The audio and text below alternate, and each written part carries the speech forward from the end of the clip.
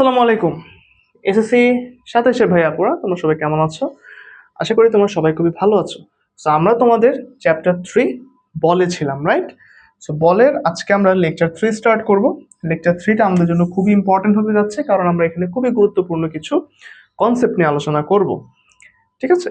So আমাদের তুমি বলতে পারো যে এই চ্যাপ্টারের একদম one of the most important টপিকসগুলো হচ্ছে আজকে থাকবে, যেখান থেকে মোটামুটি ভাবে কিন্তু সিকিউ আসে, এমসিকিউ আসে। ঠিক আছে? সো আমরা কথাবার্তা না বলে চলো আমরা আগে শুরু করি। তো ফার্স্টে হচ্ছে আমাদের বলের ঘাত কি। ঠিক আছে? এখানে আমাদের কনফিউশন থাকে হচ্ছে দুইটা জিনিসে। একটা হচ্ছে প্রথমত বলের ঘাত, আরেকটা হচ্ছে আমি তোমাদেরকে আরেকটা কনসেপ্ট লিখে দিব, সেটা হচ্ছে ঘাত বল। ঠিক আছে? এখানে আমাদের মূলত সমস্যা হয় দুইটা কনসেপ্টে, একটা হচ্ছে বলের ঘাত আর একটা হচ্ছে ঘাত বল। তো আমরা দুইটা আলাদাভাবে আইডেন্টিফাই করার ট্রাই করবো যে কোনটা আমাদের বলের ঘাত আর কোনটা হচ্ছে আমাদের ঘাত বল। ঠিক আছে?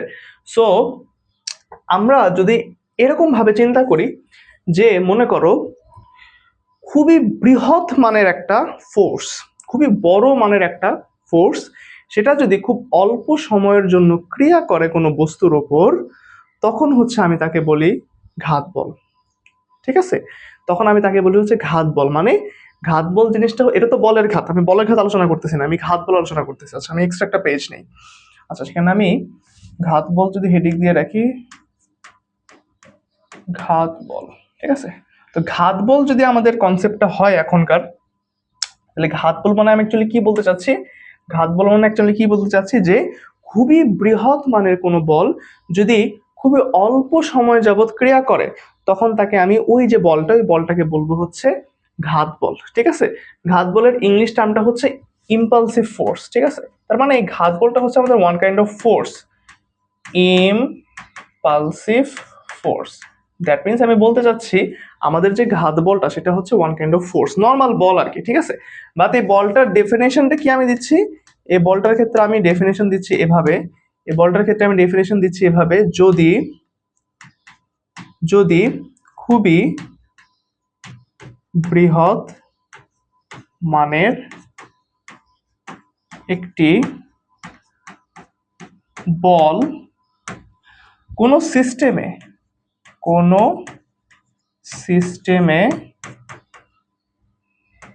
খুবই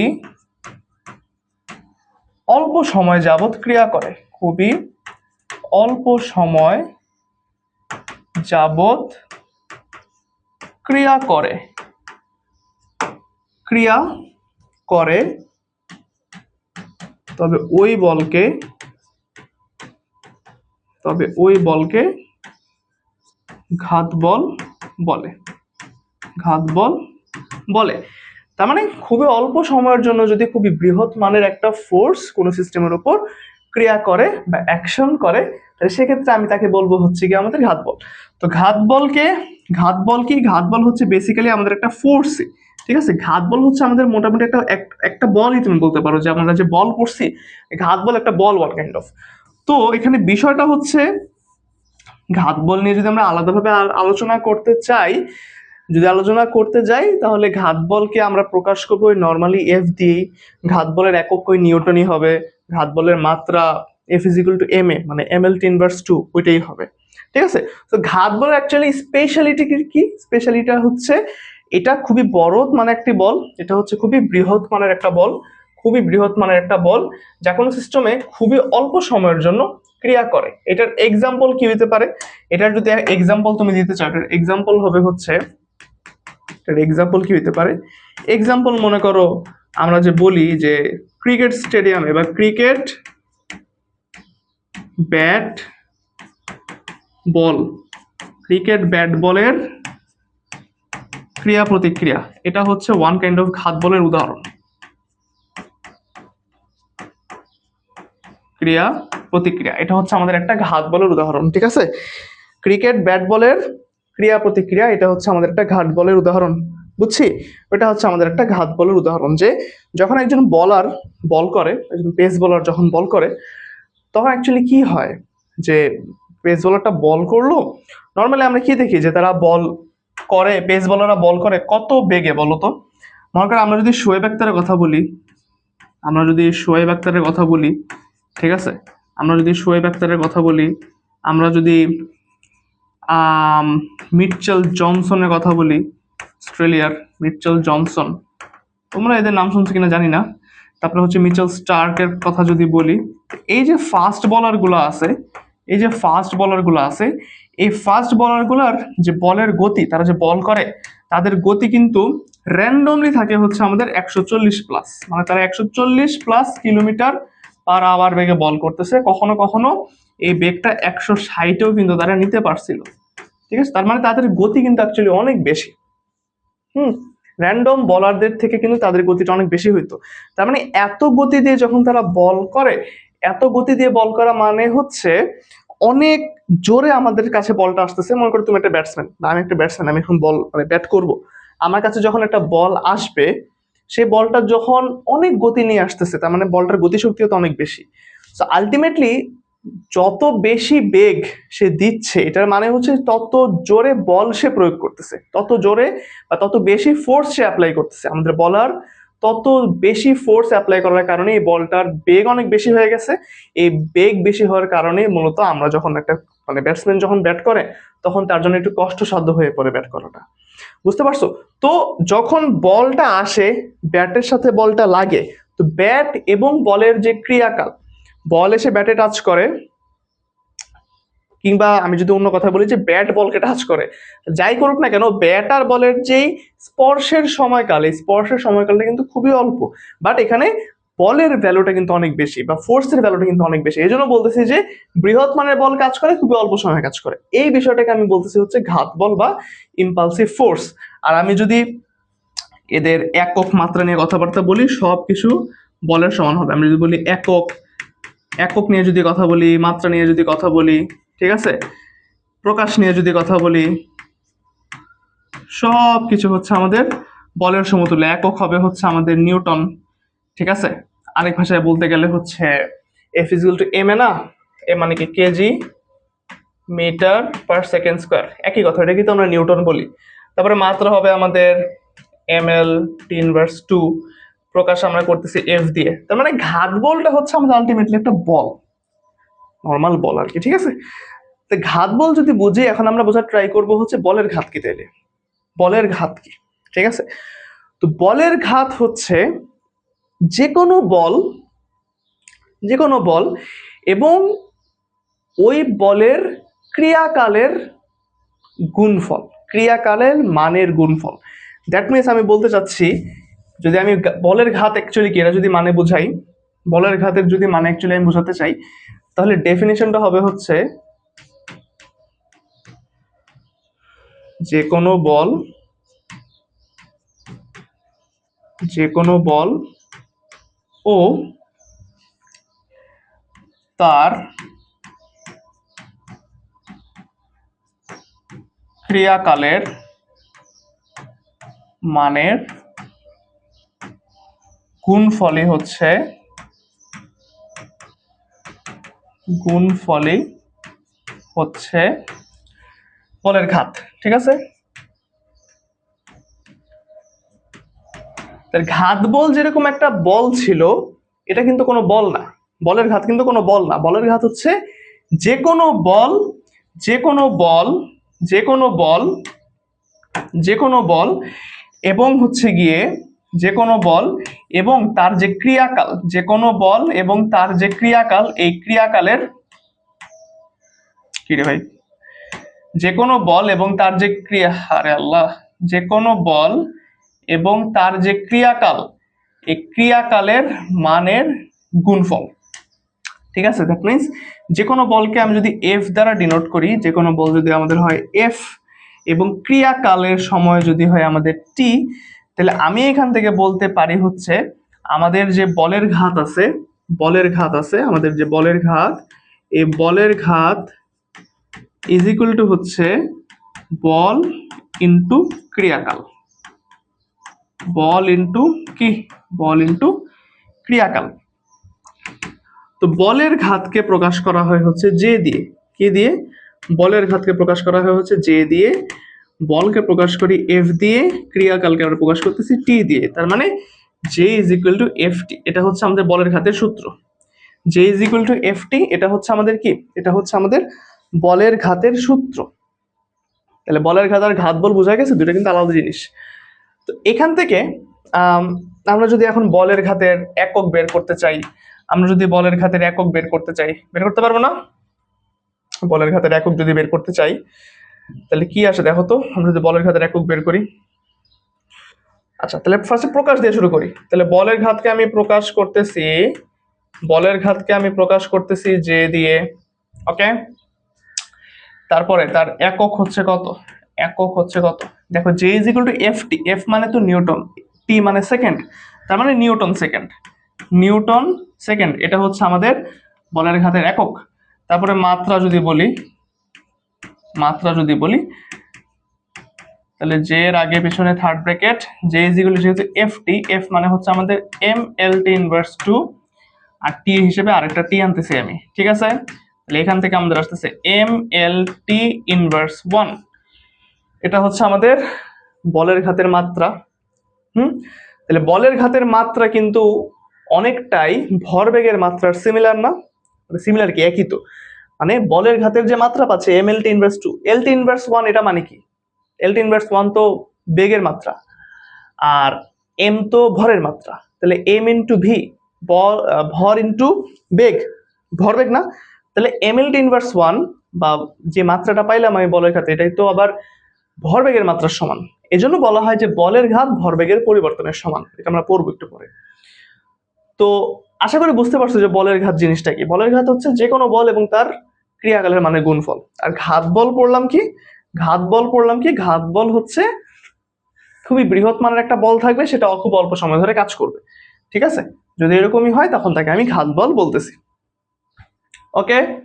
বুঝতে পারছো? তো আমরা যদি একটা উদাহরণ পড়ি, উদাহরণটা হচ্ছে অ্যাকচুয়ালি, এটা উদাহরণ আসলে পড়ার কিছু নাই, ঠিক আছে। এটা উদাহরণ পড়ার কিছু নাই। যে মনে করো আমি তোমাদেরকে একেই বোঝাই দিই, একে একটা উদাহরণ দেই। এটা মনে করো হচ্ছে যে, এটা করো মনে করো হচ্ছে যে আমাদের কোনটা রাস্তা ছিল, হ্যাঁ। তারপরে এখানে মনে করো আমাদের কোন একটা বল আছে, এই বলের উপর মনে করো তুমি হচ্ছে সামহাও বল প্রয়োগ করছো, বলের উপর তুমি সামহাও বল প্রয়োগ করছো। কত নিউটন বল প্রয়োগ করছো? মনে করো তুমি 20 নিউটন বল অ্যাপ্লাই করছো। তো তুমি যতক্ষণ অ্যাপ্লাই করছো ওই সময়টা হচ্ছে মনে করো 2 সেকেন্ড। তুমি মনে করো 2 সেকেন্ড ধরে, আচ্ছা 2 সেকেন্ড খুব বেশি হয়ে যায়, আমি আরো কমাই দিই, 0.1 সেকেন্ড। 0.1 সেকেন্ড ধরে তুমি এই বস্তুটার উপর 0.1 সেকেন্ড ধরে 0.1 সেকেন্ড ধরে তুমি এই বস্তুটার উপর 20 নিউটন বল প্রয়োগ করছো। তাহলে এটা তো খুব অল্প সময়। তাহলে এখান থেকে আমাকে যদি বলে যে কোয়েশ্চেনে, এখান থেকে যদি আমাকে কোয়েশ্চেনে বলে যে ভাই বলের ঘাত বের করো, বলের ঘাত কত, তাহলে তুমি কি বলবা? বলের ঘাত কত? অবশ্যই বলবা জে ইজ ইকুয়াল টু ভাই আমাদের এফ টি, তাই না? So F is equal to হচ্ছে 20, টি ইজ ইকুয়াল টু 0.1। তাহলে এখান থেকে আমাদের কি আসতেছে? এখান থেকে আসতেছে আমাদের হচ্ছে দেখো 20 into 1/10, that means 2 Newton second. 2 Newton second হচ্ছে আমাদের এই ক্ষেত্রে বলের ঘাত। তো বলের ঘাত থেকে অ্যাকচুয়ালি এর থেকে বাইরে তেমন কোনো কোশ্চেন কিছু আসে না, ডিরেক্ট এভাবে বের করতে বলে। তো আমাদের মেইন উদ্দেশ্য হচ্ছে যে বলের ঘাত ভরবেগের পরিবর্তনের সমান সেটা বের করা, বুঝছো? আমি যে তোমাকে একটা কথা বললাম একটু আগে যে বলের ঘাতের মাত্রা ভরবেগের মাত্রা সেম, তাহলে ওইখান থেকে আমি তোমাকে একটা স্টেটমেন্ট বললাম না, মাত্রই তো বললাম, কি বললাম? একটা স্টেটমেন্ট, এটা অলওয়েজ মনে রাখবে, এটা খুব ইম্পর্টেন্ট একটা স্টেটমেন্ট। এখান থেকে অনেক প্রশ্ন আসে, এই স্টেটমেন্ট থেকে অনেক প্রশ্ন পাবা। কি কি প্রশ্ন পাবা? স্টেটমেন্টটা হচ্ছে বলের ঘাত, বলের ঘাত ভরবেগের ভরবেগের পরিবর্তনের সমান।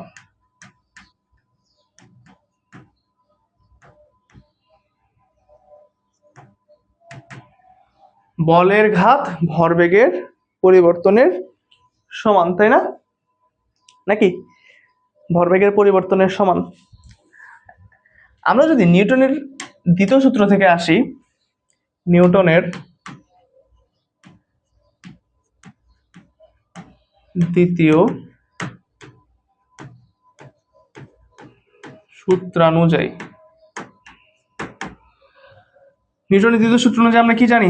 বলের ঘাত বলতেছি, কোন বস্তুর উপর প্রযুক্ত বল বস্তুর ভরবেগের পরিবর্তনের সমানুপাতিক, নাকি? কোন বস্তুর উপর প্রযুক্ত বল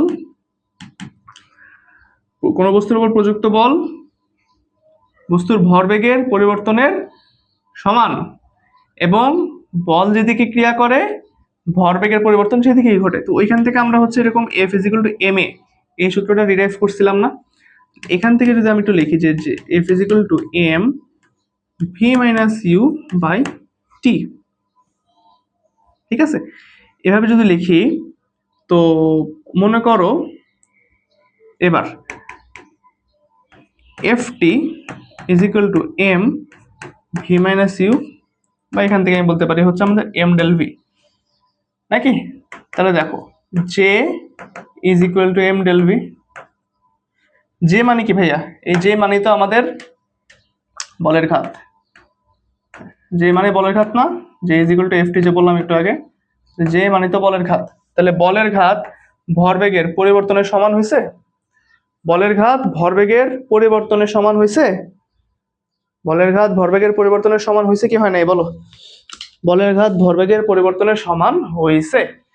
তাহলে এখান থেকে তুমি কি বুঝলা?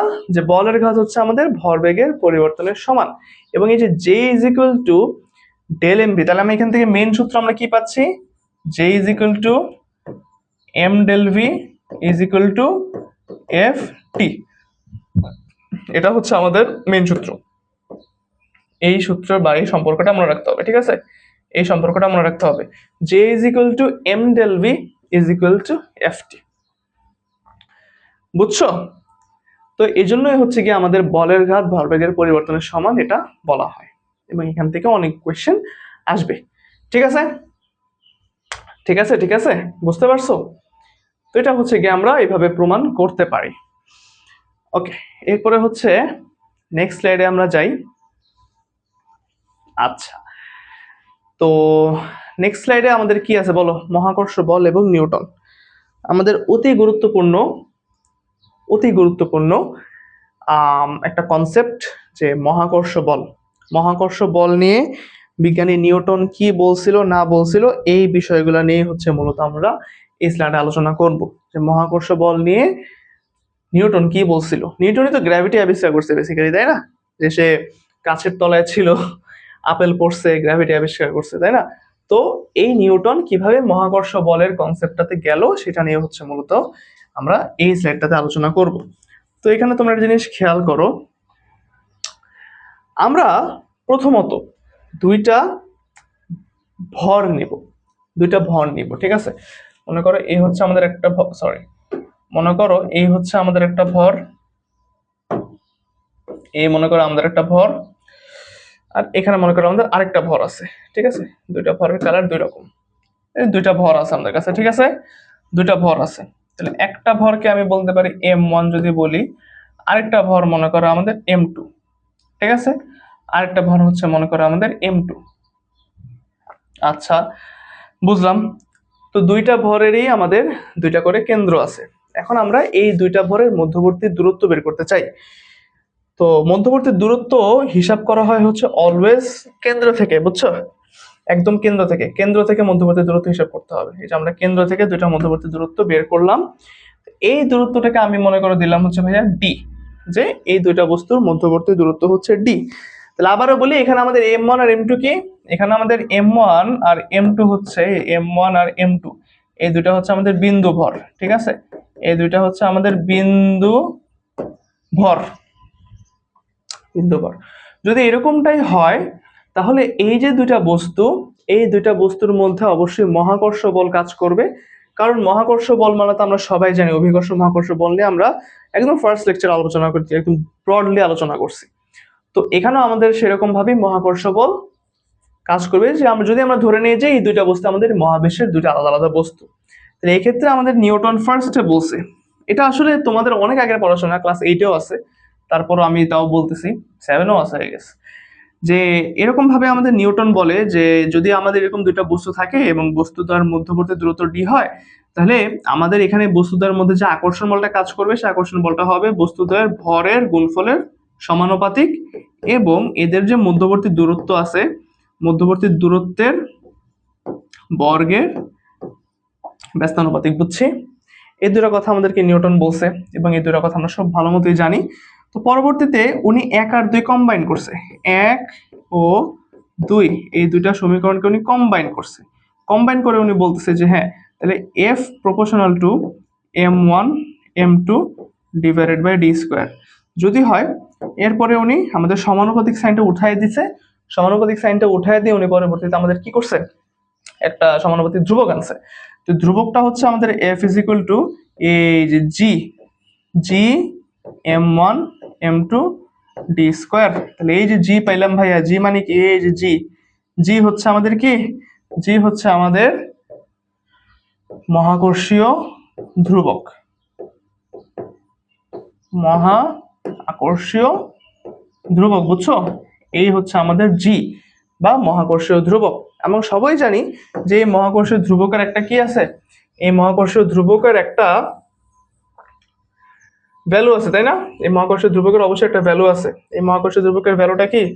এই মহাকর্ষীয় ধ্রুবকের ভ্যালুটা হচ্ছে, আমরা যদি লিখি আলাদা আলাদা করে, মহাকর্ষীয় ধ্রুবকের ভ্যালু, মহাকর্ষীয়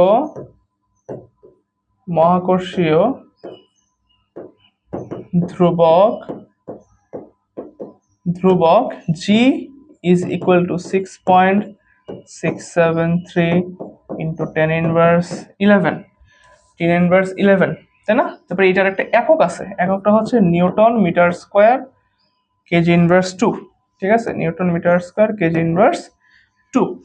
তো কিভাবে আমরা হচ্ছে এই মহাকর্ষীয় ধ্রুবকের এককটা পাই, তারপর মহাকর্ষীয় ধ্রুবকের মাত্রা অনেক সময় পরীক্ষায় আসে এমসিকিউতে যে মহাকর্ষীয় ধ্রুবকের মাত্রা বের করো। তো আমরা ওইখান থেকে এখন মাত্রা আর একক কিভাবে ক্যালকুলেট করা যায় সেই ট্রিক্সটা আসলে শিখবো, ঠিক আছে? আমরা তো বেসিক্যালি মেইন সূত্র সবাই জানি, আমরা তো সূত্র সবাই জানি যে f is equal to g m1 m2 divided by d square যদি হয়, তাহলে এখান থেকে আমি এখন যে কাজটা করব যে জি m1 m2 is equal two d square যদি হয়, তাহলে জি কে আমি এক পাশে রেখে বাকি সবকিছু আরেক পাশে নিয়ে যাই, f d square divided by m1 into m2। হ্যাঁ, তাহলে এখন এটা হচ্ছে আমাদের ফোকাসড, এটাকে আমি এখন ফোকাসে রাখবো। কি হলো, এটাকে আমি এখন ফোকাসে রাখবো। আজব তো,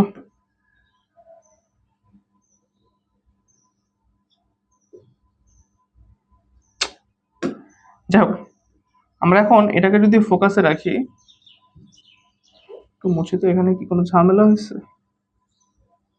দাগ বানায় ফেলছে একদম, লিখতে লিখতে দাগ হয়ে গেছে। Whatever, g is equal to f d square divided by m one into m two. এখন এখান থেকে আমি যদি একক বের করতে চাই, তাহলে দেখো এককটা কি আসে, এককটা যদি বের করতে চাই এককটা কি আসে দেখো, এফ ইজ ইকুয়াল টু আমাদের আসতেছে এম এ মানে হচ্ছে আমাদের কেজি, এফ ইজ কেজি বলতেছি, F is equal two Newton, F is equal to হচ্ছে আমাদের নিউটন, ডি মানে হচ্ছে আমাদের মিটার স্কোয়ার, আর নিচে আছে কি দুইটা এম, তার মানে কি kg into kg, that is kg square. তাহলে এখান থেকে আমরা বলতে পারি হচ্ছে আমাদের আসতেছে newton metre square KG inverse 2। এটা আমাদের একক হিসেবে চলে আসলো। এরপর আমরা যদি দেখি মাত্রা, মাত্রা হচ্ছে কিসের মাত্রা, অবশ্যই আমরা জি এর মাত্রা বের করতেছি। তাহলে আসো মাত্রা বের করো, তাহলে f d square divided by m one গুণ এম টু। তাহলে আসো মাত্রা বের করো, এফ এর মাত্রা কি বলো, এফ ইজিক্যাল টু হচ্ছে এম এ, তাই না? এফ ইজিক্যাল টু হচ্ছে আমাদের এম এ। তাহলে এম এ হিসেবে আমাদের এম আসলো, এ এর ক্ষেত্রে আসলো এল টি ইনভার্স 2, ডি স্কোয়ারের ক্ষেত্রে আসলো আমাদের এল স্কোয়ার, এটা আমরা সবাই বুঝলাম। আর নিচে আছে কি m one m two m two. তাহলে ওই ক্ষেত্রে আমাদের ভরের মাত্রা কি, ভরের মাত্রা হচ্ছে এম স্কোয়ার, ভরের মাত্রা হচ্ছে কি এম স্কোয়ার, মানে দুইটা এম যেহেতু আর কি, ভরের মাত্রা এম আর দুইটা এম দেখে এম স্কোয়ার। এরপরে লাইনে আমরা কি লিখতে পারি বলো, কোন দিকে লিখবো ভাই, জায়গায় তো নাই ভাইয়া, কোথায় লেখা যায়, এটাকে আমরা একটু নিচে লিখি। ওকে, এরপর বাকিটাকে আবারও উপরে উঠাই দিই। আসো এবার এই দিকে লিখি, দেখো এখান থেকে আমাদের আসতেছে আচ্ছা নিচের যে এম স্কোয়ারকে উপরে পাঠিয়ে দিলে হবে হচ্ছে আমাদের, এম স্কোয়ারকে যদি আমি উপরে পাঠিয়ে দিই তাহলে আমাদের আসতেছে m inverse one l cube t inverse 2, এটা হচ্ছে আমাদের আসতেছে, এবং এটাই হচ্ছে আমাদের মহাকর্ষীয় ধ্রুবকের মাত্রা, মহাকর্ষীয় ধ্রুবকের মাত্রা, ঠিক আছে। এবং এটা খুবই খুবই ইম্পর্টেন্ট, এটা আমাদের খুবই খুবই ইম্পর্টেন্ট, এটা আমাদের হচ্ছে গিয়ে এমসিকিউতে আসে, এটা হচ্ছে আমাদের এমসিকিউতে আসে, ঠিক আছে। এটা আমাদের খুবই খুবই ইম্পর্টেন্ট একটা জিনিস, এটা কিন্তু আমাদের এমসিকিউতে আসে। এই বুঝছো কি করলাম? আমরা হচ্ছে কিছুই করি নাই, মহাকর্ষীয় ধ্রুবকের একক আর মাত্রা বের করছি, আর কিছু করি নাই, ঠিক আছে। মহাকর্ষীয় ধ্রুবকের একক আর মাত্রা বের করছি।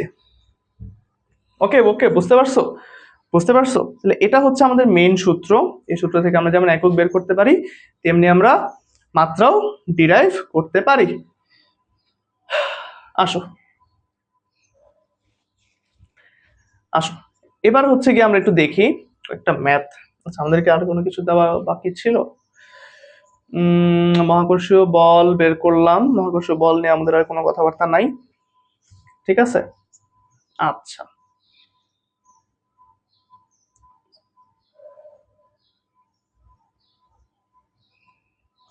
আচ্ছা, অভিকর্ষ ত্বরণ নিয়ে কথাবার্তা বলতে হবে, ঠিক আছে। আচ্ছা, তো এই স্লাইডটা তোমরা বুঝছো না? এই স্লাইডটা কিন্তু তোমরা বুঝছো, ঠিক আছে। এই স্লাইডটা তোমরা বুঝলা। এবার আসো, এবার আসো আমরা যদি আরেকটা জিনিস নিয়ে কথাবার্তা বলি। এবার তোমরা একটু বোঝার ট্রাই করো আমি কি বলতেছি। মনে করো আগের বার তো আমরা কি দেখলাম, যে দুইটা আলাদা আলাদা ভর আছে, এই দুইটা আলাদা আলাদা ভরের আহ মধ্যকার দূরত্ব ডি হলে আমরা বলতে পারি যে F is equal to G M one m two by d square. এখন আমরা দুইটা ভরই রাখবো, আবারও দুইটা ভর আনবো, বাট বিষয়টা হচ্ছে এইভাবে আনবো। মনে করো এটা হচ্ছে আমাদের একটা পৃথিবী, এবার ঠিক আছে, এটা মনে করো আমাদের কোন একটা পৃথিবী, এই পৃথিবীর উপরে কোন একটা মানুষ মনে করো এখানে দাঁড়ায় আছে, এটা মনে করো কোন একটা মানুষ। তাহলে পৃথিবী যেহেতু বলছি, তাহলে পৃথিবীর তো একটা ভর আছে অবশ্যই, পৃথিবীর একটা ভর আছে, পৃথিবীর একটা ভর আছে, পৃথিবীর একটা ভর আছে অবশ্যই। ওকে, পৃথিবীর একটা ভর আছে, পৃথিবীর ভরকে মনে করে আমি বললাম হচ্ছে এম, পৃথিবীর ভরকে আমি মনে করে বললাম হচ্ছে এম, এবং পৃথিবীর যে ব্যাসার্ধ, পৃথিবীর ব্যাসার্ধকে বলতেছি আর। এবং এইখানে যে লোকটা দাঁড়া আছে, এই লোকটার ভর মনে করো স্মল এম, ঠিক আছে, এই লোকটার ভর মনে করো স্মল এম। ওকে, বুঝলাম। তাহলে বিষয়টা হচ্ছে, তাহলে এখন এই পৃথিবী আর এই যে লোকটা, এদের দুজনের মধ্যে এখন একটা আকর্ষণ বল অবশ্যই কাজ করবে। তাহলে এই ছবি অনুযায়ী যদি আমি তাদের আকর্ষণ বলটা বের করতে চাই, তাহলে এখান থেকে আমি কি লিখতে পারবো বলতো, যে এফ ইজ ইকুয়াল টু জি বড় এম ছোট এম ডিভাইডেড বাই কি আর স্কোয়ার বলতে পারি, এদের মধ্যকার আকর্ষণ বল।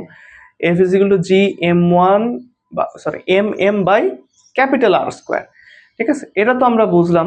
হ্যাঁ, এখন দেখো এটা তো আমাদের মহাকর্ষীয় বল, এটা তো আমাদের মহাকর্ষীয় বল, এটা আমি রেখে দিই, এটা আমাদের মহাকর্ষীয় বল। এখন তোমরা আমাকে একটা বেসিক দিয়ে কথা বলো তো, তোমাদেরকে এটা আমি শিখাইছি যে এই পৃথিবী আমাদেরকে যেই বলে আকর্ষণ করে, সেটা যেই কথা, একটা মানুষের ওজন সেই কথা। একটা মানুষের যা ওজন, আমার ওজন যদি 75 কেজি হয়, তাহলে আমার ওজন কত হবে বলতো? আমার ওজন যদি 75 কেজি হয়, তাহলে আমি আমার ওজন বের করতে চাই কি 75 × 9.8 যদি দেই 735 নিউটন। তাহলে আমার যে ওজন আছে 735 নিউটন, এই কথাটার মানে হচ্ছে 735 নিউটন বলে পৃথিবী আমাকে তার নিজের দিকে টানতেছে। এটা তো তোমাদেরকে আমি অভিকর্ষ মহাকর্ষ বল যখন পড়াইছি তখন বলছি।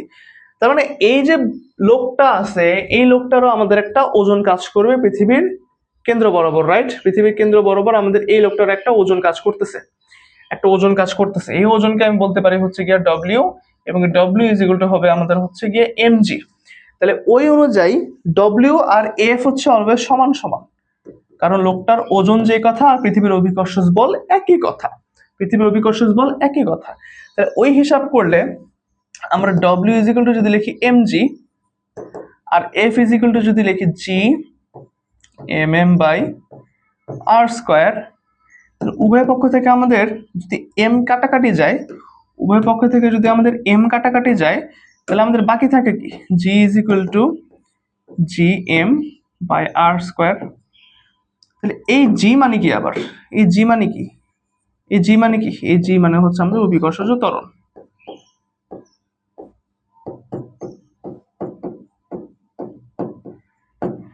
এই জি হচ্ছে আমাদের কি অভিকর্ষজ ত্বরণ। তাহলে তুমি এই জিনিস খেয়াল করো, এই যে অভিকর্ষ ত্বরণের যে বিষয়টা, এই অভিকর্ষ ত্বরণটা আমি কি পেলাম, তাহলে যে অভিকর্ষ ত্বরণটা পেলাম G is equal to gm divided by R square. তার মানে এখানে যে জি আছে না, এখানে আমাদের যে জি আছে, সরি, এখানে আমাদের যে জি আছে, এই যে জি আছে আর এম আছে, জি তো ধ্রুবক, জি তো ধ্রুবক, জি এর ভ্যালু হচ্ছে 6.673 into 10 inverse 11 newton metre square KG inverse 2, এটা তো ধ্রুবক। তারপরে এম কি, এম হচ্ছে পৃথিবীর ভর, পৃথিবীর ভর হচ্ছে 5.98 ইন্টু 10⁻24 কেজি, আমি যদি ভুল না হয় এটাই আমাদের পৃথিবীর ভর। তাহলে পৃথিবীর ভর আর আমাদের যে অভিকর্ষ মহাকর্ষীয় ধ্রুবক, দুইটাই কিন্তু কি, দুইটাই হচ্ছে আমাদের কি, দুইটাই হচ্ছে ধ্রুবক। যেহেতু দুইটাই ধ্রুবক, তার মানে জিএম, এই জিএম পুরো বিষয়টাই কিন্তু আমাদের একটা ধ্রুবক, জিএম পুরো বিষয়টাই কিন্তু আমাদের ধ্রুবক। যদি হয় এখান থেকে আমরা পরের লাইনে লিখতে পারি G is proportional to 1/r square, G is proportional to 1/r square. তার মানে অভিকর্ষ ত্বরণ ডিরেক্টলি পৃথিবীর ব্যাসার্ধের বর্গমূলের ব্যস্তানুপাতিক। এটা মানে হচ্ছে যে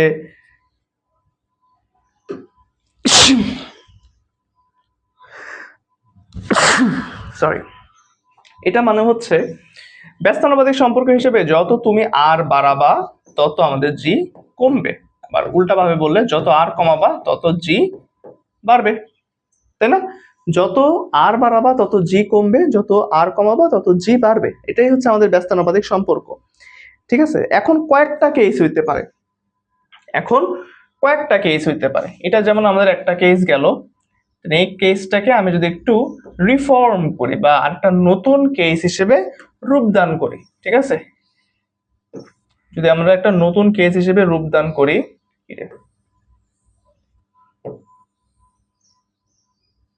এটাকে আমি মনে করো এখানে রেখে দিই, ঠিক আছে, এটা মনে করো এখানে রেখে দিলাম। এখন নতুন যদি একটা কেস আমরা হিসেবে চিন্তা করি যে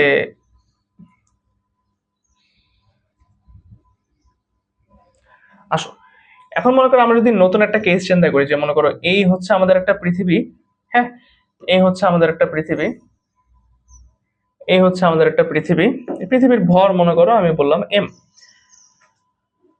ওকে। এখন কোনো আরেকটা বস্তু আছে, মনে করো কোনো বস্তু আছে, ওই বস্তুটা মনে করো আমাদের ভূমি থেকে আরো সাডেন কিছু উচ্চতা উপরে আছে, কতটুকু উচ্চতা উপরে আছে, মনে করলাম এইচ মিটার উচ্চতা উপরে আছে, এইচ মিটার উচ্চতায় মনে করো আমাদের কোন একটা এরকম বস্তু আমি রেখে দিছি, ঠিক আছে, এখানে মনে করো কোন একটা বস্তু আমি এরকম ভাবে রেখে দিছি, বুঝছো, জাস্ট সিনারিও গুলো আমার সাথে কল্পনা করো যে এইটুক তো আমাদের আর পৃথিবীর ব্যাসার্ধ, এই যে কেন্দ্র, আর এটা হচ্ছে আমাদের ভূপৃষ্ঠ, এর তো আমাদের ব্যাসার্ধ তো আর, এটা আমি জানি। এখন আমাদের কোন একটা বস্তু আর থেকে আরো এইচ মিটার উচ্চতা উপরে আছে, আরো এইচ মিটার উচ্চতা উপরে আছে, তাহলে আমাকে বের করতে বলছে যে এই অবস্থায় জি এইচ ইজ ইকুয়াল টু কত, তাহলে ওইখানে তাহলে জি এইচ ইজ ইকুয়াল টু কত হবে? ভাই কিচ্ছু হবে না, একদম সিম্পলি আমরা যে সূত্র জানি জি এর সেটাই বসবে, G is equal to G M divided by R স্কোয়ারের জায়গায় তুমি জাস্ট আর এর সাথে একটা এইচ কি করবা, যোগ করে দিয়ে বর্গ করে দিবা, তাইলেই হয়ে যাবে। আর এর সাথে একটা এইচ যোগ করে দিয়ে বর্গ করে দিবা, তাইলে হচ্ছে আমি কি পাচ্ছি, তাহলে হচ্ছে আমি কিন্তু জিএইচ পেয়ে যাচ্ছি। তাহলে এটা হচ্ছে আমাদের ভূপৃষ্ঠ থেকে কোনো সাডেন এইচ মিটার উচ্চতা উপরে অভিকর্ষ ত্বরণের সূত্র, নাকি নাকি নাকি বুঝছো, এটা কি বুঝছো তোমরা? ঠিক আছে, এটা কি তোমরা বুঝছো? এটা যদি হয় তাহলে এখন আরেকটা কাহিনী হইতে পারে, এখান থেকে আরেকটা কাহিনী হইতে পারে, এখান থেকে আরেকটা কি কাহিনী হইতে পারে বলো তো, এখান থেকে আরেকটা কি কাহিনী হইতে পারে, এখান থেকে আরেকটা কি কাহিনী হতে পারে ব্রাদার্স বলেন, এখান থেকে আরো কি কাহিনী হইতে পারে? এখান থেকে আরো হতে পারে যে এই যদি আমাদের একটা পৃথিবী হয় এম ভরের, এবং এটা যদি আমাদের আর ব্যাসার্ধ হয়, এটা যদি আমাদের কি হয়, এটা যদি আমাদের আর ব্যাসার্ধ হয়, এবং আমি মনে করতেছি যে ভূপৃষ্ঠ থেকে এবার সাডেন এইচ উচ্চতার নিচে, ভূপৃষ্ঠ থেকে আমাদের এইচ উচ্চতার নিচে, কত উচ্চতা নিচে? এইচ উচ্চতার নিচে কোন পয়েন্টে? মনে করো এই পয়েন্টে, এই যে পয়েন্ট, এই পয়েন্টে আমাদের অভিকর্ষ ত্বরণ জি ইজ ইকুয়াল টু হোয়াট? এটা যদি আমাদেরকে বলে তাহলে আমরা কি করব? আমাদের এইচ কতটুক? আমাদের এইচ হচ্ছে ভাইয়া এই যে এতটুকু আমাদের এইচ। তাহলে এবারও আমাদের নর্মাল কাজ, সেটা হচ্ছে G H is equal to G M divided by কি হবে বলো? আর মাইনাস এই এইচ হোল স্কয়ার। বুঝছো? আর মাইনাস এইচ হোল স্কয়ার। এভাবেই কিন্তু আমরা বের করে ফেলতে পারি। সো বিষয়গুলো কিন্তু খুব সহজ, বিষয়গুলো কিন্তু খুব কঠিন কিছু না। তার মানে আর এর মান তুমি যত বাড়াবা তত অভিকর্ষ ত্বরণের ভ্যালু কমবে, আর আর এর মান যত কমাবা তত অভিকর্ষ ত্বরণের মান কি হবে? অভিকর্ষ ত্বরণের মান হচ্ছে গিয়ে বেড়ে যাবে। আরো কিছু টাইপ হতে পারে, আচ্ছা আমি একটুটা মুছে দিই। হ্যাঁ, আরো কিছু টাইপ হইতে পারে, আর দুইটা টাইপ হইতে পারে। কি কি টাইপ হইতে পারে? মনে করো পৃথিবীর কেন্দ্র হিসাব করবো। এখন আমরা একদম কেন্দ্রে চলে আসছি, ঠিক আছে? মনে করো পৃথিবীর কেন্দ্র, এটা তো আমাদের আর ব্যাসার্ধ। হ্যাঁ, তাহলে আমি চাচ্ছি পৃথিবীর কেন্দ্রে জিসি কত?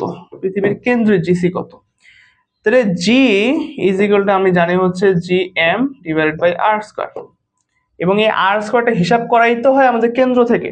তাহলে কেন্দ্রের মধ্যে তো কোনো আর নাই, একদম কেন্দ্রে যদি আমি চলে যাই সেখানে কি আর কোনো আর আমি ক্যালকুলেট করতে পারবো? আর তো কাউন্ট করতে পারতেছি না, কারণ যত আর দেখতেছো সবগুলো কিন্তু কেন্দ্র থেকে কাউন্ট করা শুরু হয়। তাহলে কেন্দ্রের মধ্যে তো আর নাই, কেন্দ্রতে আর কত?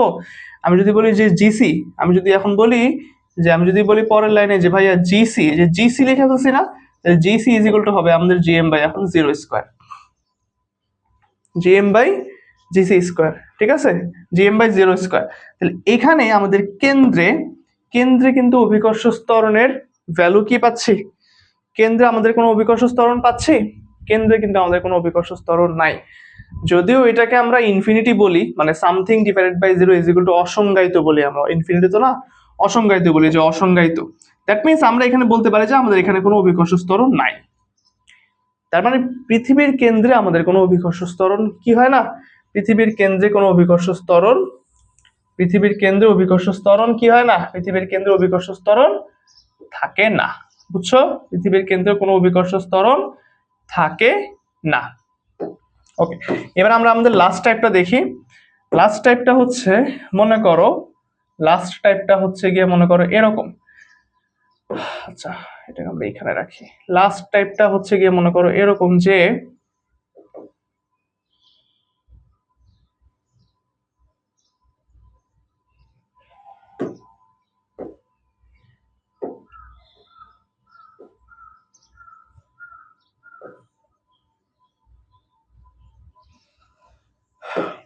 এইদিকে মনে করো আমাদের অসীম চলে গেছে। এখন এদিক বরাবর কি গেছে?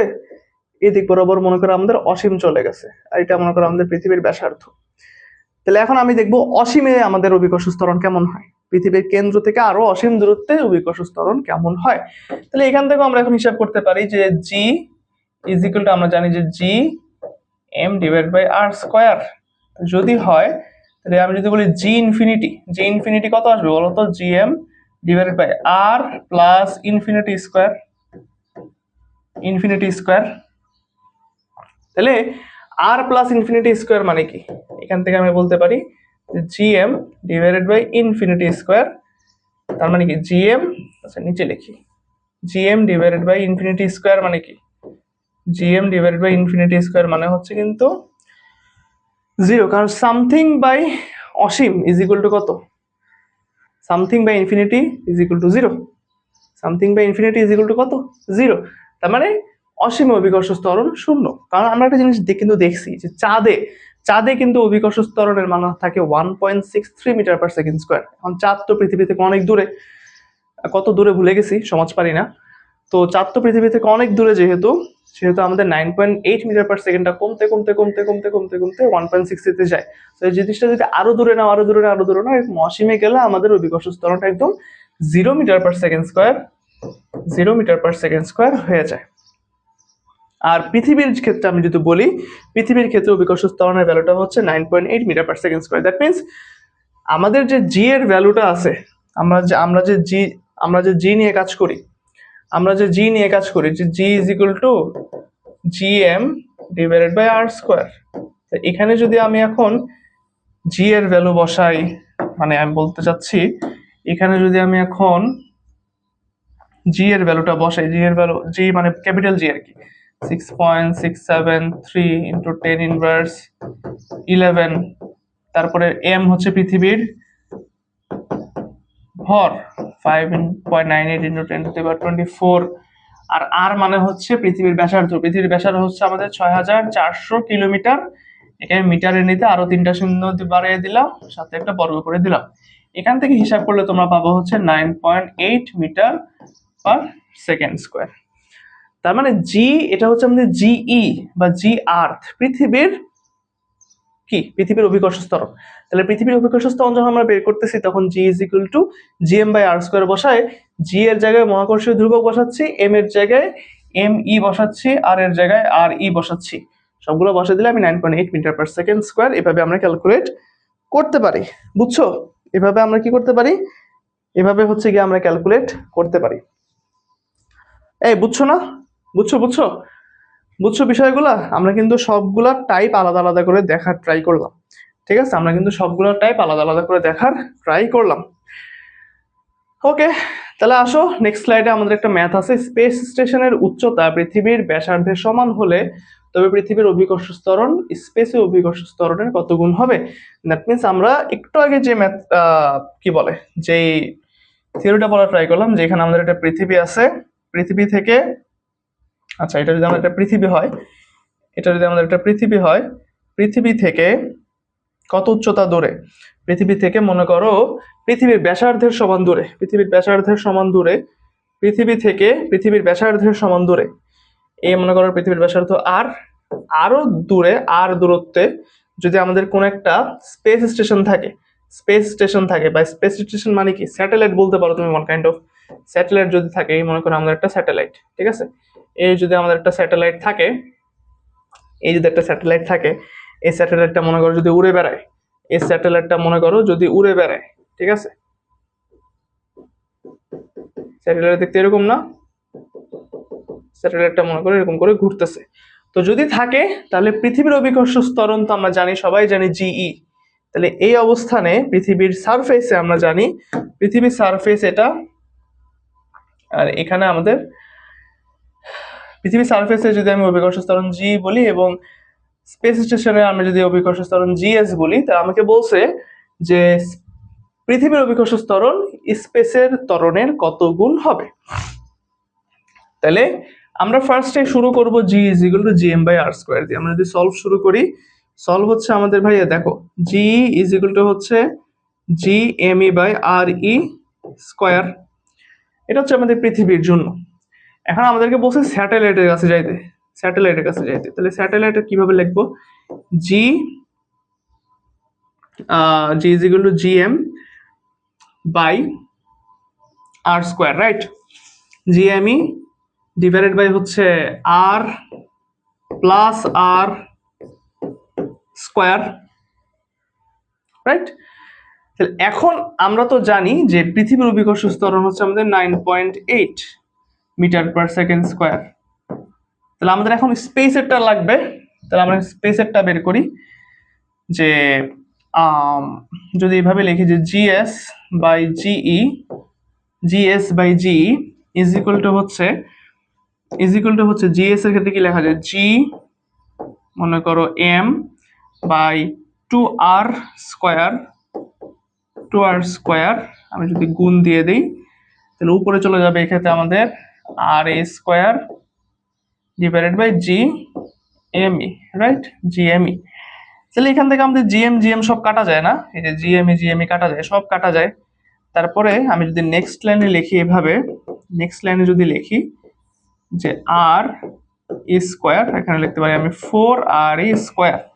এইখান থেকে আবার আমাদের এই যে আর ই স্কোয়ার কাটা গেলে কে বাকি থাকে, এখান থেকে আমাদের বাকি থাকে হচ্ছে 1/4। তাহলে তুমি দেখো এখান থেকে কি পাইলা, যে G S divided by G is equal to হচ্ছে আমাদের 1/4, that is G S is equal to হচ্ছে আমাদের 1/4 জিই। তার মানে স্পেস স্টেশনের যে অভিকর্ষ ত্বরণ সেটা পৃথিবীর অভিকর্ষ ত্বরণের 1/4 হবে। তাহলে পৃথিবীর অভিকর্ষ ত্বরণ যদি আমাদের 9.8 হয়, তাহলে 9.8 এর 1/4 কতটুকু আসে বের করো তো। 1/4 অফ 9.8, দ্যাট মিনস 9.8 কে আমি 4 দিয়ে ভাগ করব, পাচ্ছি 2.45। এই 2.45 মিটার পার সেকেন্ড স্কোয়ার, এটা হচ্ছে আমাদের জিএস বা স্পেস স্টেশনের অভিকর্ষ ত্বরণ, মিটার পার সেকেন্ড স্কোয়ার। বুঝছি? তাহলে কত গুণ হবে? এই যে 1/4 গুণ হবে। আর যদি বের করতে বলে একদম ডিরেক্ট, তাহলে তো এভাবে বের করে দিতেই পারবা। বুঝছো? সহজ ম্যাথ, খুবই সহজ ম্যাথ। ঠিক আছে, খুবই সহজ ম্যাথ, এগুলো নিয়ে কোনো প্যানিক করা যাবে না, এগুলো খুবই সহজ ম্যাথ। ঠিক আছে, ওকে। অসীম অভিকর্ষ ত্বরণের মান কত? এটা আমরা একটু আগে বের করছি, একটু আগে কিন্তু বের করছি। G of infinity is equal to হচ্ছে GM divided by infinity square, that is 0। ঠিক আছে, 0 মিটার পার সেকেন্ড স্কোয়ার, এটা কিন্তু আমরা বের করছি। ওকে, এটা এমসিকিউ হিসেবে আসবে। পৃথিবী থেকে 150 কিলোমিটার উচ্চতায় জি এর মান কত? পৃথিবী থেকে 150 কিলোমিটার উচ্চতায় জি এর ভ্যালু কত? ঠিক আছে, তো এটা আমি কিভাবে বের করতে পারি? যদি আমি বের করি যে জি ইজ ইকুয়াল টু, আমরা জানি যে G M by R square, তাহলে 150 কিলোমিটার উচ্চতায়, 150 কিলোমিটার উচ্চতায়, উচ্চতায় আমি যদি বলি যে G H is equal to হবে হচ্ছে আমাদের G M divided by R plus H whole square, তাই না? তাহলে পৃথিবী থেকে 150 কিলোমিটার উচ্চতায় আমি যদি এখন জিএইচ বের করতে চাই, তাই আমি মনে করি এটা হচ্ছে আমাদের 1 নাম্বার ইকুয়েশন, এটা যদি আমাদের হয় 2 নাম্বার ইকুয়েশন। তাহলে এখান থেকে আমরা যদি কাজ করি, এখান থেকে যদি আমরা কাজ করি, এই মনে করো এখানে রেখে দিলাম, এখান থেকে যদি আমরা একটা কাজ করি, কি কাজ করব? জিএইচ ডিভাইডেড বাই জিই যদি লিখি, তাহলে এখান থেকে আমাদের আসতেছে দেখো কি GM divided by R plus H whole square গুণ R square divided by GM. তাহলে জিএম জিএম কাটা গেলে কে কে বাকি থাকে? R square divided by R plus H whole square. একটু অদল বদল করো, মানে উপর নিচ করো আর কি, যে GE by GH, G by GH is equal to হচ্ছে আমাদের কি R plus H by R whole square. এটাকে আবার এভাবে লেখা যায় যে 1 plus H by R whole square, তাই না? ওকে, তাহলে এখান থেকে আমরা এখন বের করতে পারি, এখান থেকে আমরা এখন বের করতে পারি যে 1 প্লাস এইচ মানে কি 150 কিলোমিটার উচ্চতায়, তাহলে 150 লেখো, আরো 3টা শূন্য বসায় দাও, 6400 লেখো, আরো 3টা শূন্য বসায় দাও, বর্গ করে দাও।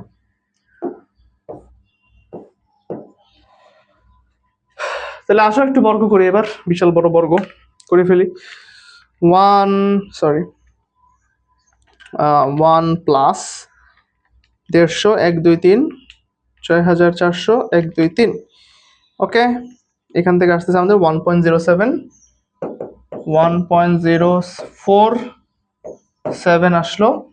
এবার আসো, আমি যদি এখন জিএইচ বের করতে চাই, তাহলে জিএইচটা হবে হচ্ছে আমাদের, দেখো জিএইচটা কত হবে? জিএইচটা হবে হচ্ছে আমাদের G E by 1.407, right? G by 1.407, তাহলে কি 9.8 ডিভাইডেড বাই 1.407 যদি আমি করি, আমাদের আসতেছে 6.96 মিটার পার সেকেন্ড স্কোয়ার। বুঝছো? তার মানে পৃথিবী থেকে 150 কিলোমিটার উচ্চতায় আমাদের অভিকর্ষ ত্বরণ আসতেছে 6.96 মিটার পার সেকেন্ড স্কোয়ার। দেখো আমাদের এমনিতে জি এর ভ্যালু তো 9.8, জিই তো 9.8, আর সাডেন উচ্চতা, আমি যখন উচ্চতা বাড়াইছি, যখন আমাদের আর বাড়ছে, এখন যেহেতু আমাদের আর বাড়ছে, আমাদের জি এর ভ্যালু কিন্তু কি করছে? জি এর ভ্যালু কিন্তু কমে গেছে। তার মানে আমাদের অঙ্কটা ঠিক আছে। বুঝছো? এগুলা কিন্তু খুবই সোজাসাপটা অঙ্ক, বুঝছো? এগুলা কিন্তু খুবই সোজাসাপটা অঙ্ক, এগুলো খুব ভালো মতো মনোযোগ দিয়ে করতে হবে। খুবই সোজা সাপটা অঙ্ক, ঠিক আছে। শেষ, আমাদের ক্লাস শেষ। আমাদের কি শেষ? আমাদের ক্লাস শেষ। খুব ইজি ছিল না? তেমন কিছু কিন্তু নাই, খুবই সহজ ছিল। তাহলে এই যে মহাকর্ষ বল এবং নিউটন, নিউটন মহাকর্ষ বল নিয়ে কি বলছে, বলের ঘাত, ঘাত বল, এই ইম্পর্টেন্ট জিনিসগুলো হচ্ছে মূলত আজকে আমরা আলোচনা করলাম। এগুলো থেকে তোমরা অনেক ধরনের এমসিকিউ সিকিউ পাবা, এগুলো আমরা পরবর্তীতে অবশ্যই আলোচনা করব। সো টিল দেন আজকের ক্লাসটা এখানে আমরা শেষ করতেছি। সবাই ভালো থাকবা, সবাইকে আল্লাহ হাফেজ, সবাই সাথে লেকচার পরে দেখা হবে।